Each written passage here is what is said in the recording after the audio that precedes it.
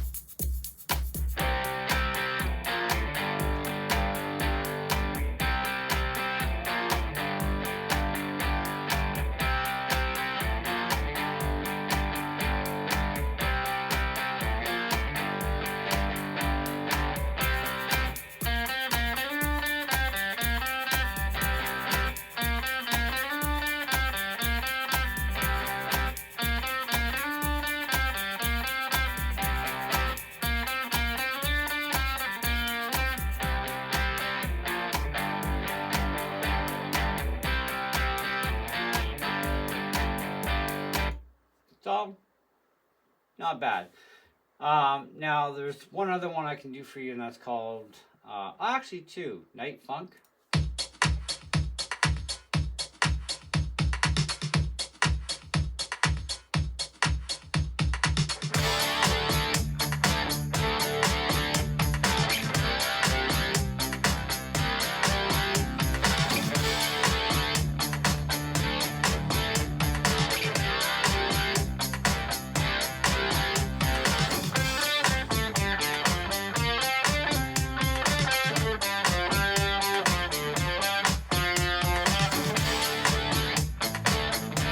And Rustler. Rustler was a long, long time ago. Way before here.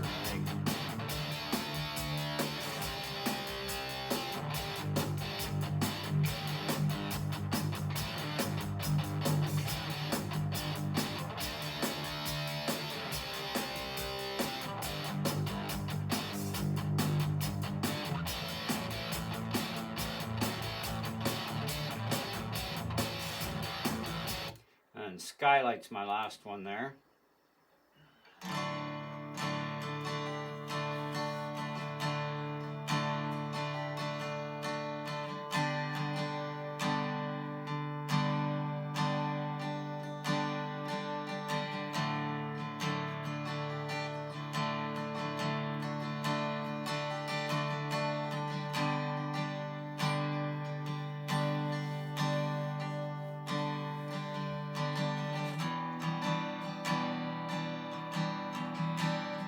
So now all the other songs are songs that I've done that do have copyrights on them, except for I've Got a River of Life. That's my rock version of a song we actually do in our church. And, well, although some people like it, some people are kind of like, I don't know. I'm like, yeah, well, I like things a little different, let's say. Anyways, so that's the speakers in a nutshell. Now, being I'm recording with this with my iPad, don't take things in the wrong context, I guess you could say. I don't know. But anyways, they are extremely good speakers, and I do like the fact that I do have the features extra available that I didn't have even on any other speakers other than probably my YSM 8s. If I remember right, I think they did have the high and low switches or controls. But anyway, these are set at 0 right now, so flat response, which is the best way to actually start initially doing your recording, any mixing you're doing, and then from there play around with the switches to see, oh, maybe I should haul the bass back a bit because that's just way too much bass just by flicking a switch without changing anything. And this is how you figure out how to do your mixes. It also saves having a whole crap load of different speakers at your disposal when you have the abilities to do all of that in a bag of tricks. You know what I mean? But they are nice. They work absolutely fantastic. The solid wood cabinets are also very good too. Very well insulated. So no issues. Okay. Clarity on these things is very, very, very good. Now, as far as how things normally run, well, you know, normally you would turn on your mixing board first, and then your speakers, and then the reverse on shutdown. You turn off the speakers, then the mixing board. This you really don't have to worry in a computer situation because you would power off the computer and then you turn off your speakers, right? And when you turn everything on, it doesn't matter if your speakers are on or off because the signal doesn't go through the same way that you would think. So it's kind of, I don't know, it's one of those weird things. But if you're just solely on computers using speakers like this, you don't have to follow any kind of process. But when you're dealing with a mixing console, you do. Avoid speaker pop, which over time, you do it enough times, it can be harmful, I guess. I've never seen a problem yet myself, but I also follow the rules that I was taught with PA equipment, so this is why I never have problems, I guess. But with these, I just shut down the computer, They're all hooked, computer and all, to my power switch down below, and everything shuts off. This way I don't have to reach behind anything. The only time I got to reach behind is if I'm going to play with the DB switches for the bass and the treble, then I got to reach behind, but otherwise I don't have to worry about it. But do check out the Series 2. They are a really, really nice speaker compared to Series 1. And if you have the Series 1 5s right now and you're happy with them, fine. If you want something much better for an extra $15 difference in price, I would go with the Series 2, to be honest, you know, and still staying with the same size platform. They also have YSM 6, YSM 8s, etc. Okay, and I've had the 8s before too, and they are also fantastic, but they're just way too much overkill for this room anyway. So I'll put the link down below, and actually the link will cover, where are we here? If I can just get my back button to work. I'll have this link. This way you can take a look at all the current Yorkville YSM series speakers that they have here. They do still do the 8s, but I did my search under YSM 5, okay? So it gave me the 5s, and it gave me the 6s, and it gave me the 3.5s. And I've also had the 3.5s. They are on my channel, so you can check out the 3.5s, the original 5s, these 5s, and the 8s all on my channel. So I think I'm going to stick with these, because these seem to work the best for my purposes, and they will do a really good mix. You know, so I mean, it's not top of the line pro end equipment, but nobody needs that except for a pro studio. That's the difference. But these can still turn out amazing recordings, even in amateur world, okay, if you want to call it that. So anyway, that's what I got for you on this one. Thanks so much for watching, and we'll catch you guys on the next one. See ya.